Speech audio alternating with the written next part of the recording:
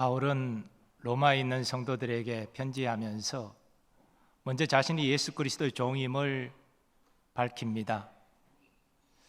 자신을 소개할 때 예수 그리스도의 노예임을 먼저 밝히는 것은 그 사실을 바울이 중시 여기고 또한 자랑하고 있기 때문입니다. 예수님이 누구이시며 자신을 위하여 어떤 희생을 치르셨는지를 바울이 알았기 때문입니다. 우리도 큰 범죄에서 보면 예수 그리스도의 종입니다. 우리는 주인 되신 예수 그리스도께 감사하며 또한 순종해야 합니다. 그럴 때 주인 되신 예수께서 우리를 보호하시고 인도하시고 우리를 믿음으로 승리하게 하실 것입니다. 오늘 이 시간은 바울이 자신을 로마 성도들에게 소개하는 추가적인 내용을 통해서 그 의미를 함께 상고하고자 합니다. 바울은 1절에서 이렇게 자신을 증거합니다. 예수 그리스도의 종 바울은 사도로 부르심을 받아 하나님의 복음을 위하여 택정함을 입었으니. 자신을 예수 그리스도의 종으로 소개한 바울은 이어서 자신이 사도로 택함을 받았다라고 증거합니다.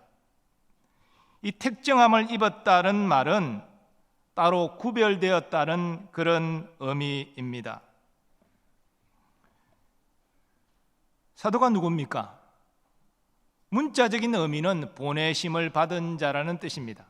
예수님이 특별한 목적을 위하여 보내셨다, 그 보냄을 받은 자라는 의미이지요. 사도행 1장을 보면 가룟 유다를 대신해서 한 사도를 택하기 위하여 사도들이 의논하면서 사도의 조건과 관련하여 이렇게 증거하는 말이 소개됩니다.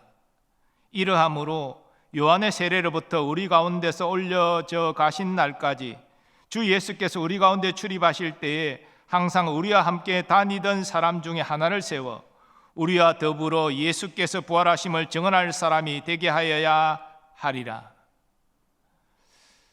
사도의 조건은 예수님의 부활을 증언할 자로 예수님의 보내심을 받은 자라는 것입니다. 그렇다면 부활하신 예수님을 만나야 되지 않겠습니까? 부활하신 예수님을 만나 예수님부터 나의 부활을 증거하라 보냄을 받은 자가 사도라는 것입니다. 바울은 자신이 부활하신 예수님을 만났다, 그리고 예수님이 나를 부활의 증인으로 보내셨다, 이 사실을 근거로 내가 사도로 택정함을 입었다라고 그렇게 증거하고 있는 것입니다. 그리고 자신이 사도로 부름을 받은 것은 하나님의 복음을 위한 것이다 라고 증거합니다. 복음은 헬라어로 유앙겔리온이죠. 이 유앙겔리온이라는 헬라어 단어는 당시 로마 황제에게 적용된 단어입니다. 로마군이 전쟁에서 승리해서 전령이 와서 승리했습니다 라고 황제께 보고할 때 유앙겔리온 이렇게 외쳤습니다. 새로운 황제가 등극하거나 또 그 황제가 도시를 방문할 때 백성들은 황제의 등극을 축하하면서 또 도시의 방문을 축하하면서 유앙겔리온 외쳤습니다. 좋은 소식이라는 것입니다. 사도 바울은 그처럼 자신이 하나님의 복음 곧 좋은 소식을 전하기 위하여 예수님의 보내심을 받은 사도라고 증거하고 있는 것입니다. 근데 여기서 한 가지 의문이 있습니다. 앞서 바울은 자신이 예수 그리스도의 종이라고 증거했는데 왜 예수 그리스도의 복음이라고 증거하지 않고 하나님의 복음으로 증거하고 있을까요? 몇 가지 우리가 생각할 수 있는 내용은, 먼저 바울은 이 대목에서 예수님이 단순히 나사렛 예수 목수 출신의 인간이 아니라 그분이 하나님이시다, 하나님 보내신 독생자 메시아이시다라는 것을 나타내고자 한 것 같습니다. 그리고 예수 그리스도의 그 모든 구원 사역은 바로 성부 하나님의 계획과 주관 속에서 일어난 일이다라는 것을 또한 강조하고자 했습니다. 하나님의 독생자가 그 영광을 비우고 이 땅에 성육신하신 것은 성부 하나님의 뜻에 따른 것입니다. 이 땅에 오셔서 율법 아래 거하셔서 율법을 지키시고 하나님의 의를 이루신 것, 또 죄 없는 의인으로서 십자가에서 세상 죄를 대속하여 죽으신 모든 것이 성부 하나님의 뜻에 순복하신 것입니다. 또 장사된 지 사흘 만에 부활하신 것도 성부 하나님이 그 능력으로 부활시키신 것입니다. 또 성천하신 예수님이 재림하셔서 우리의 구원을 완성하실 날도 성부 하나님이 정하신 그때에 일어날 일입니다. 그러기에 복음은 하나님이 주관하시는 하나님의 복음입니다. 그러나 2절에서 바울은 하나님의 복음은 또한 예수 그리스도의 복음임을 강조합니다. 이 복음은 하나님이 선지자들을 통하여 그의 아들에 관하여 성경에 미리 약속하신 것이라. 성경에 하나님께서 아들에 관하여 미리 약속하신 내용이 많이 나오는데요, 그 첫 번째 내용이 창세기 3장 15절에 나옵니다. 내가 너로 여자와 원수가 되게 하고 내 후손도 여자의 후손과 원수가 되게 하리니 여자의 후손은 내 머리를 상하게 할 것이요 너는 그의 발꿈치를 상하게 할 것이니라. 소위 원복음이라 불리는 이 말씀에서 여자와 원수가 되는 너는 마귀를 의미합니다. 그리고 여자의 후손은 독생자 예수 그리스도를 의미하지요. 그래서 예수님이 마귀의 머리를 쳐서 상하게 할 것이고 마귀는 예수님의 발꿈치를 그저 상하게 할 뿐이다, 이렇게 예고하십니다. 바로 십자가에서 그런 일이 일어난다는 것입니다. 그리고 하나님이 이사야 선지자를 통해서 예수님의 우리를 위한 고난을, 또 그 결과 우리가 어떤 유익을 누리게 되는지를 이렇게 예고하셨습니다. 그가 찔림은 우리의 허물 때문이요 그가 상함은 우리의 죄악 때문이라. 그가 징계를 받음으로 우리는 평화를 누리고 그가 채찍에 맞음으로 우리는 나음을 받았도다. 이 언대로 예수님은 우리의 구원을 위해 찔리고 상하셨습니다. 그 결과 예수 믿는 우리는 평화를 누리고 나음을 받았습니다. 바로 예수 그리스도를 믿음으로 구원받았다는 것입니다. 그러므로 하나님의 복음은 동시에 예수 그리스도의 복음입니다. 마가는 그의 복음서를 시작하면서 이렇게 선포합니다. 하나님의 아들 예수 그리스도의 복음의 시작이라. 사도 바울은 그의 서신서들에서 그리스도의 복음을 8번 기록하여 증거하고 있습니다. 복음은 하나님께서 예수 그리스도로 말미암아 세상과 자신을 화목하게 하신 것입니다. 이처럼 하나님의 선지자를 통하여서 그의 아들에 관하여 성경에 미리 약속하셨습니다. 그런데 선지자들은 이사야, 예레미야 같은 예언자들만을 의미하는 것이 아닙니다. 아브라함도 모세도 또 시편 기자들도 다 선지자들입니다. 선지자란 본래 하나님의 말씀을 받아서 전하는 자이기 때문에 바로 그와 같은 일을 한 모든 사람들은 선지자인 것입니다. 그러므로 우리는 예언서를 통해서만 예수님에 대한 예고를 듣는 것이 아닙니다. 모세 오경을 통해서도 복음을 들을 수 있고 역사서를 통해서도 시편을 통해서도 우리는 복음을 접할 수가 있는 것입니다. 물론 선지서를 통해서 예언서를 통해서도 우리는 예수 그리스도의 복음을 접할 수가 있지요. 그래서 히브리서 기자는 그의 글 서두에서 이렇게 증거합니다. 옛적에 선지자들을 통하여 여러 부분과 여러 모양으로 우리 조상들에게 말씀하신 하나님이 이 모든 날 마지막에는 아들을 통하여 우리에게 말씀하셨으니 이 아들을 만유의 상속자로 세우시고 또 그로 말미암아 모든 세계를 지으셨느니라. 구약시대에 하나님은 하나님의 복음을 선지자들을 통하여 여러 모양 여러 방식으로 예고하셨습니다. 그리고 하나님의 때에 독생자가 친히 오셔서 하나님의 복음을 증거하셨습니다. 마가는 그 사실을 그의 복음서에서 이렇게 증거합니다. 요한이 잡힌 후 예수께서 갈릴리에 오셔서 하나님의 복음을 전파하여 이르시되 때가 찼고 하나님의 나라가 가까이 왔으니 회개하고 복음을 믿으라 하시더라. 예수님은 하나님의 때 이 땅에 오셨고 복음 전파를 시작하셨습니다. 그리고 하나님의 때에 세상 모든 죄를 지시고 십자가에서 아버지의 저주와 심판을 받아 죽으셨습니다. 그리고 장사된 지 사흘 만에 부활하신 예수님, 제자들과 40일을 친히 함께 하셨습니다. 그리고 성천 직전에 제자들에게 복음 전파를 명령하셨습니다. 예수님이 이 땅에서 하나님의 복음을 전한 것처럼 이제는 제자들이 그 사역을 이어받아 하나님의 복음을 증거하라는 것입니다. 그러면서 예수님은 제자들에게 아버지께서 약속하신 것을 기다리라. 그리고 또 이어서 이렇게 말씀하셨습니다. 오직 성령이 너희에게 임하시면 너희가 권능을 받고 예루살렘과 온 유대와 사마리아와 땅끝까지 이르러 내 증인이 되리라. 여기 성령의 임하심이 무엇입니까? 바로 오순절에 임한 성령 세례, 성령의 기름 부으심입니다. 제자들이 성령의 기름 부으심을 받고 성령으로 충만해서 성령의 권능으로 하나님의 복음을 증거하라는 것입니다.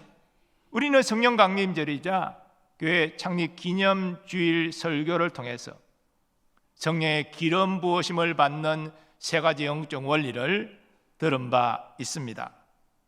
성령의 기름 부으심을 받기 위해서 먼저 죄를 자복하고 회개해야 됩니다. 간절히 기도해야 됩니다. 하나님 말씀에 순종해야 합니다.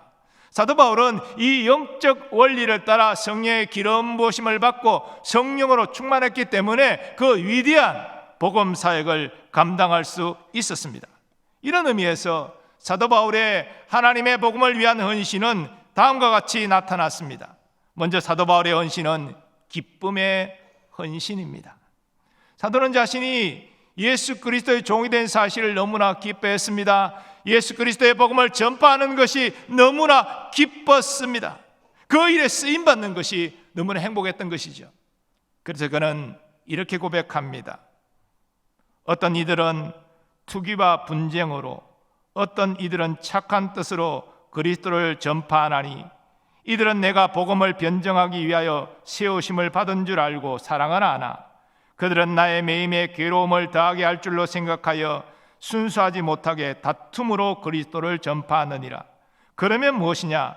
그 치레로 하나 참으로 하나 무슨 방도로 하든지 전파되는 것은 그리스도니 이로써 나는 기뻐하고 또한 기뻐하리라.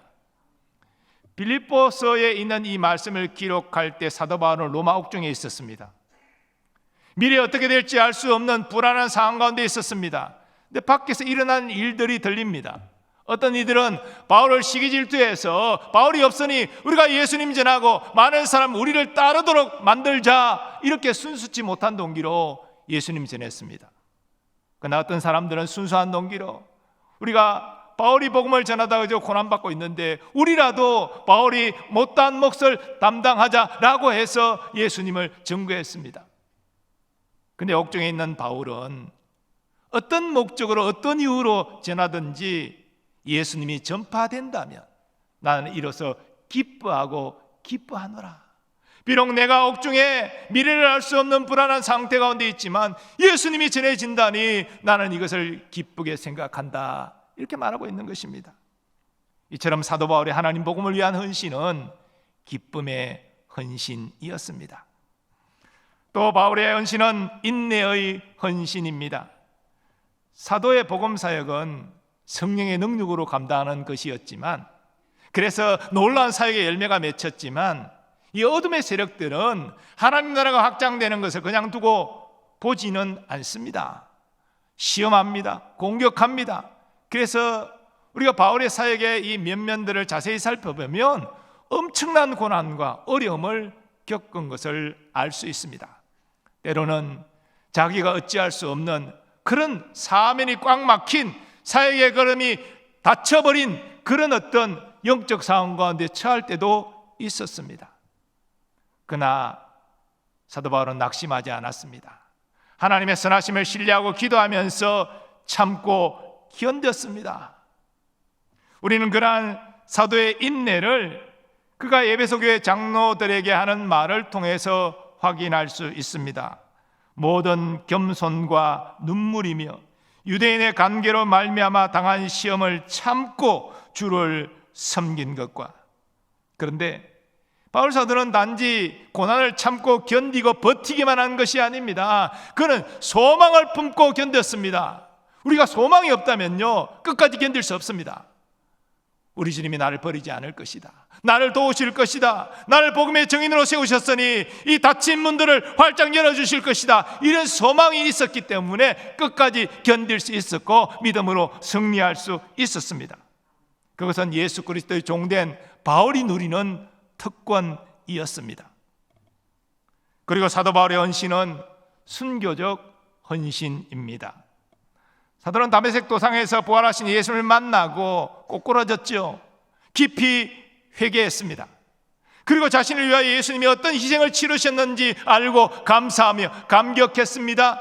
더 나아가 이제는 예수 그리스도의 종으로서 하나님의 복음을 위하여 부름을 받은 자로서 생명을 다해 헌신하기로 결단하였습니다. 바울의 순교적 헌신의 결단은 다음의 고백을 통해서 분명히 확인할 수 있습니다. 오직 성령이 각 성에서 내게 증언하여 결박과 환난이 나를 기다린다 하시나 내가 달려갈 길과 주 예수께 받은 사명 곧 하나님의 은혜의 복음을 증언하는 일을 마치려 하면은 나의 생명조차 조금도 귀한 것으로 여기지 아니하노라. 전성에 따르면 사도 바울은 로마에서 복음 전하다가 잡혀서 순교하였습니다.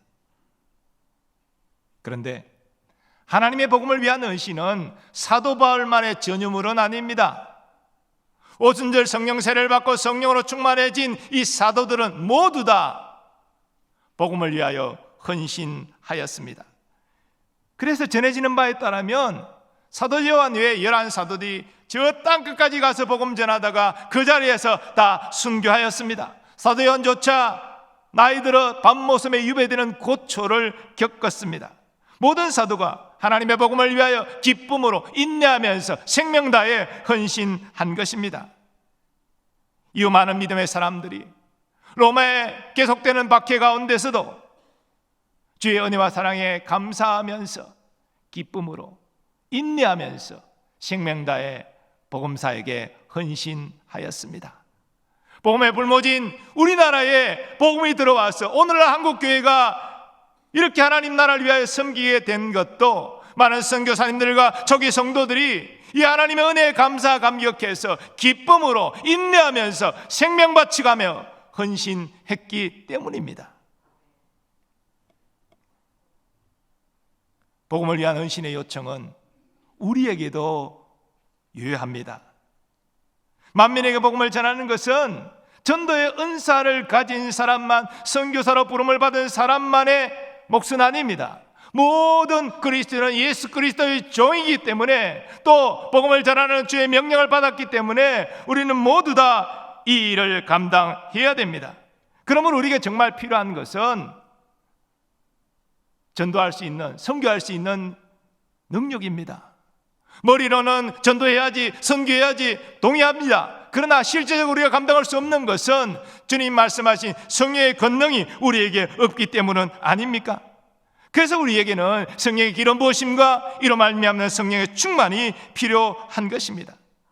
그러므로 우리는 성령의 기름 부으심을 받는 영적 원리를 우리에게 실제적으로 적용해야 됩니다. 우리는 우리의 죄를 자백하고 애통하며 회개해야 됩니다. 성령님은 거룩한 영입니다. 정결한 심령의 역사하십니다. 회개해서 우리의 심령을 정결하는 것이 우선입니다. 그리고 우리는 간절히 기도해야 됩니다. 성령을 부어주시고 성령으로 충만케 하여 주옵소서. 성령님은 인격적이신 분이시라 우리가 사모하고 구해야 되는 것이죠. 아무런 사모함도 없고 기도도 하지 않고 그런다 하면 아무 일도 안 일어나는 것입니다. 우리는 간절히 사모하며 성령의 기름 부으심을 위하여 기도해야 됩니다. 그리고 우리는 매일의 삶 가운데 하나님의 뜻을 생각하면서 하나님 말씀 앞에 우리 자신을 쳐서 복종하는 순종의 삶을 살아야 됩니다. 사도 바울이 성령의 나타나심과 능력으로 그 위대한 사역을 감당할 수 있었던 것은 바로 하나님 말씀에 순종했기 때문입니다. 사랑하는 여러분, 사도 바울은 예수 그리스도의 종으로 부름받고 더 나아가 하나님의 복음을 위하여 사도로 세워졌습니다. 그리고 주님은 사도인 바울에게 사도인 증거를 나타내도록 여러 가지 기사와 표적을 행하게 하셨습니다. 그리고 어떤 고난에도 낙심절망하지 않고 기쁨으로 인내하며 그 고난을 통과하도록 함께하여 주셨습니다. 이것이 바울을 사도로 부르시고 보내신 주님이 함께 하신 증거들입니다. 그러나 이 사도라는 은사와 직분은 초대교회 당시에 유효한 것입니다. 예수님의 부활을 목도하고 예수님이 직접 나를 증거하라고 보내신 사도들은 그 시대만 존재했기 때문이죠. 그러나 하나님의 복음의 역사는 사도시대뿐 아니라 오늘날도 지속되고 있습니다. 우리가 사도가 아니기 때문에 우리는 복음을 전할 능력을 못 받는 것입니까? 아닙니다. 우리는 성도로도 하나님의 복음을 전할 복음의 능력, 성령의 능력 얼마든지 받을 수 있습니다. 특별히 이 시대는 어떤 시대입니까? 우리 각 그리스도인의 면면을 보면 과거보다 점점 자기중심적인 신앙의 형태로 흐르고 있습니다. 또한 하나님 나라를 생각하기보다 이 땅에서 우리 가족이 잘 먹고 잘 살고 성공하는 일에 더 관심이 많은 시대입니다. 어쩌면 이렇게 우리의 신앙의 그 모습들이 이기적이고 세속적인 이 땅 중심으로 흐르기 때문에 오늘날 한국교회가 영적으로 힘을 잃고 있는지도 모르겠습니다. 이런 상황 가운데 우리 교회에 성령의 기름 부으심을 사모하고 성령으로 충만해서 이 하나님의 복음을 위하여 은실할 일꾼들이 많이 세워지기를 간절히 소원합니다. 이를 위해서 회개하고 간절히 기도하고 순종하는 그런 하나님의 사람들이 많이 나오기를 원합니다. 여러분, 교회 역사에서 부흥은 영적으로 침체되었을 때 항상 일어났습니다. 아무런 소망이 보이지 않고 마치 하나님이 없는 것처럼 왜 이 교회가 이런 모습입니까? 이렇게 한탄하는 사람들이 교회의 모든 죄악을 품고 애통하며 회개하기 시작했습니다. 그리고 하나님 이 교회를 살려주십시오, 성령을 부어주옵소서, 그렇게 간절히 기도했습니다. 그리고 그들의 삶 가운데 주어진 상황 속에서 그들은 순종하며 나아갔습니다. 그런 소수에 끼어있는 하나님의 사람들에게 성령이 마침내 임하고 성령으로 충만해지고 이런 영적 영향력이 주위 사람들에게 전파되면서 교회가 살아나고 부흥이 시작된 것입니다. 어쩌면 지금 한국교회는 영적인 부흥에 가까이 오고 있는지도 모릅니다. 하나님은 교회의 죄를, 신자의 죄를 애통하며 회개하고 성령의 기름 부으심을 간절히 사모하며 기도하며 자신 앞에 주어진 삶 속에서 순종하는 그런 소수의 하나님의 사람들을 찾고 계신지도 모릅니다. 그런 끼어있는 하나님의 사람들이 우리 교회에서 많이 일어나기를 소원합니다. 하나님은 함께 하실 것입니다. 여러분을 인도하여 주실 것입니다. 성립케 하시고 마침내 부흥케 하실 것입니다. 하나님은 다니엘 선지자를 통해서 하나님의 복음을 위해 헌신하는 자들에게 다음과 같이 위로와 소망의 말씀을 주십니다. 지혜 있는 자는 궁창의 빛과 같이 빛날 것이요 많은 사람을 옳은 대로 돌아오게 한 자는 별과 같이 영원토록 빛나리라. 마지막 때에 누가 지혜로운 자입니까? 많은 사람을 죽기로 돌아오게 하는 일에 헌신하는 자가 지혜로운 자입니다. 그는 주님의 함께하심을 누리게 되고 주님의 능력도 경험하게 될 것입니다. 그리고 별과 같이 영원토록 빛나는 영광을 누리게 될 것입니다. 우리 교회 그와 같이 그리스도의 종으로서 복음의 사역을 감당하는 일꾼들이 많이 세워지기를 소원합니다. 그들을 통하여서 우리 교회가 새로워지고 부흥케 되며 더 나아가 한국교회를 새롭게 하는 하나님의 일에 쓰임받는 우리가 되기를 간절히 소원합니다. 이제 받은 말씀 생각하시면서 우리 함께 찬양하기를 원합니다. 우리는 모두 다 주님의 증인, 땅끝까지 이르러 주 복음 전하세. 우리 함께 결단하며 찬양하겠습니다.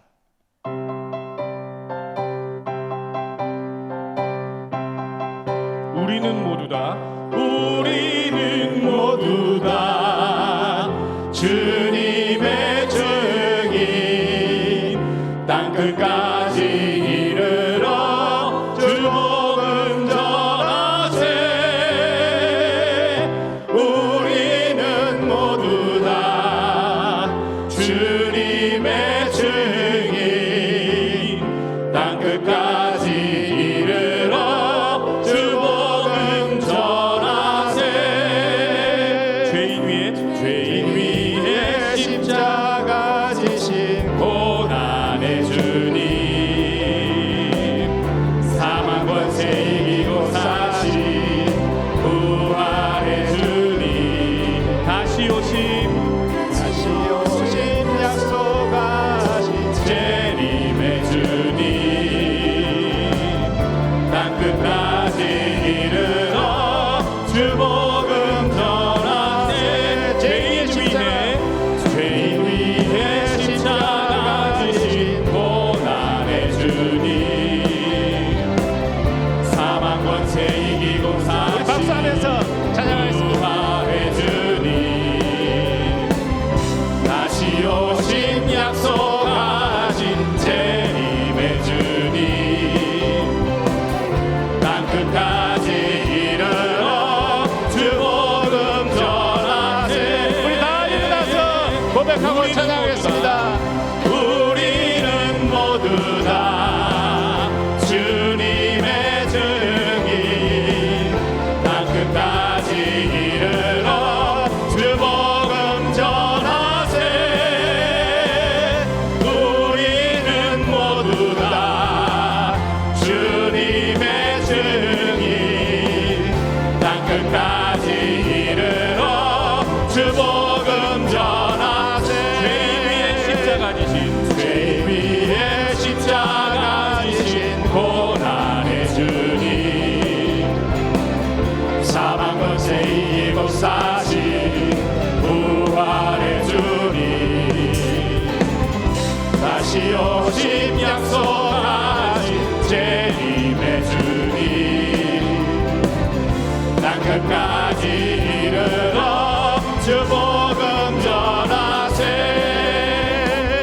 죄 위에 십자가 지신 고난의 주님, 사망 권세 이기고 사신 부활의 주님, 다시 오신 약속하신 재림의 주님, 땅끝까지 이르러 주 복음 전하세. 주님 전하세. 주님 전하세. 주님 전하세. 우리 받은 말씀 의지하여 함께 기도하기를 원합니다. 우리는 모두 복음의 증인으로 부름받았습니다. 혈과 육으로는 이 거룩한 일을 감당할 수 없습니다. 성령의 기름 부으심과 능력이 필요합니다. 우리들을 애통하며 회개하게 하시고 간절히 성령의 기름 부으심을 사모하며 간구케 하시고 우리의 삶 가운데 우리 앞에 놓여진 모든 상황 가운데 순종하며 나아가게 하여 주셔서 우리와 함께 하시고 우리를 인도하시고 능력 주시는 주님 안에서 이 귀한 복음의 증인의 사역을 감당하게 하여 주옵시고 하늘의 별과 같이 영원토록 빛나는 영광을 누리는 우리가 되게 해달라고 주여 한번 외치고 기도하겠습니다. 주여. 아버지 하나님, 복음의 증인으로 부르시니 주의 한량 없는 뜻을 깨닫게 하여 주옵소서. 아버지 우리의 약함을 아버지 주님 아시오니 우리의 약함은 혈과 육으로 감당할 수 없음을 고백하고 우리에게 성령의 기름 부으심과 그 능력이 필요합니다. 우리를 복음의 증인으로 부르신 주님은 우리의 감당할 능력을 더하여 주실 줄 믿습니다. 사도 바울도 믿음의 승질들도 성령의 권능으로 이를 감당했습니다. 오 주여, 우리 전에 통함을 회개하오니 우리를 정결케 하여 주옵소서. 간절히 삼하며 기도하오니 주여, 우리에게 성령을 기름 부어 주옵소서. 우리가 주어진 상급에 순종하며 나아가오니 우리를 도하여 하나님의 위대한 일을 감당하게 하여 주옵소서. 때는 아버지여, 우리에게 고난과 어려움이 찾아올지라도 사도 바울처럼 기쁨으로 신하게 하여 주옵소서. 인내하며 신하게 하여 주옵시고 우리의 생명 다해 주님의 은혜와 사랑을 기억하며 헌신하는 우리가 되게 하여 주시고 우리와 함께 하시고 우리를 인도하시고 우리 주님을 만나고 동행하는 복을 누리게 하여 주옵소서. 잠깐의 아버지여, 우리의 신앙의 모습이 너무나 이기적이고 이 세상 중심으로 울고 있는 이때에 주여 끼어서 하나님의 은혜를 구하고 하나님의 능력을 구하는 하나님의 사람들을 우리에게 많이 세워지게 하시고 이 성령의 능력으로 이 귀한 사명을 감당할 수 있도록 주님 도와 주시옵소서. 함께하여 주시옵소서. 아버지 하나님, 오늘 우리가 결단하며 기도했습니다. 사도들만이 아니라, 특별한 사람만이 아니라 모든 구원받은 자는 은혜와 사랑의 빚진 자로 예수 그리스도의 복음의 증인입니다. 하나님, 점점 이기적이고 이 세상 중심으로는 신앙의 모습을 보면서 교회가 점점 영적 힘을 잃고 있는 이 모습을 우리가 보면서 정말 애통하며 회개하는 자들이 일어나게 하여 주옵소서. 간절히 주의 능력의 사모함을 구하며 기도하는 자가 일어나게 하여 주옵소서. 말씀 앞에 우리 자신을 쳐서 복종시키며 순종하는 믿음의 사람들이 일어나게 하여 주옵소서. 그래서 우리를 새롭게 하시고 우리 가정을 새롭게 하시고 교회를 부흥케 하시는 위대하신 주님을 누리게 하여 주옵소서. 어떤 상황 가운데서 주의 몸된 교회는 무너지지 않음을 믿습니다. 주님이 포기하지 않고 붙들고 계심을 믿습니다. 그 위대한 주님께 붙들려 쓰임받는 하나님의 헌신자들이 많이 나올 수 있도록 은혜를 더하여 주옵소서. 하나님 아버지, 이 시간 믿음으로 선포합니다. 우리와 우리의 가정과 자녀들을 얽어매고 있는 모든 어둠의 세력들 예수 이름으로 떠나가게 하여 주옵시고 닫힌 문이 예수 이름으로 활짝 열려지게 하여 주셔서 참 은혜와 평강과 기쁨을 누리는 주의 백성들이 되게 하여 주옵소서. 독일의 먼 나라 유학 중인 우리의 자녀들을 지켜서서 학업 잘 감당하고 하나님 앞에 귀하게 쓰임받는 인생 되게 하여 주옵시며 국방의 의무를 다하는 우리의 자녀들을 건강하게 가정으로 돌아오게 하여 주옵시고 선교사님들과 그 가족들 지켜보아 주시고 복음의 능력으로 사역 감당하게 하여 주옵소서. 오늘도 주의 몸된 교회를 섬기는 모든 일꾼들을 기억해 주시고 은혜와 복으로 응답하여 주옵소서. 우리나라 우리 민족에게도 주의 자비와 긍휼이 임하사 여호와를 경외하는 나라와 민족 되게 하여 주옵시고 하나님을 믿는 사람들이 각자의 자리에서 사리사욕이 아니라 백성을 위하여 민족을 위하여 헌신하게 하여 주옵소서. 특별히 남북의 평화복음 통일을 꼭 이루어서 함께 하나님을 예배하며 함께 주의 재림을 준비하는 민족이 되게 하여 주옵소서. 이제는 우리 주 예수 그리스도의 은혜와 하나님 아버지의 무한하신 사랑하심과 성령님의 역사하심과 교통하심이 복음의 증인으로 쓰임받기를 소원하고 믿음으로 결단하는 모든 주의 백성들의 삶의 범사 위에 이제로부터 영원까지 함께 하시기를 축원하옵나이다. 아멘.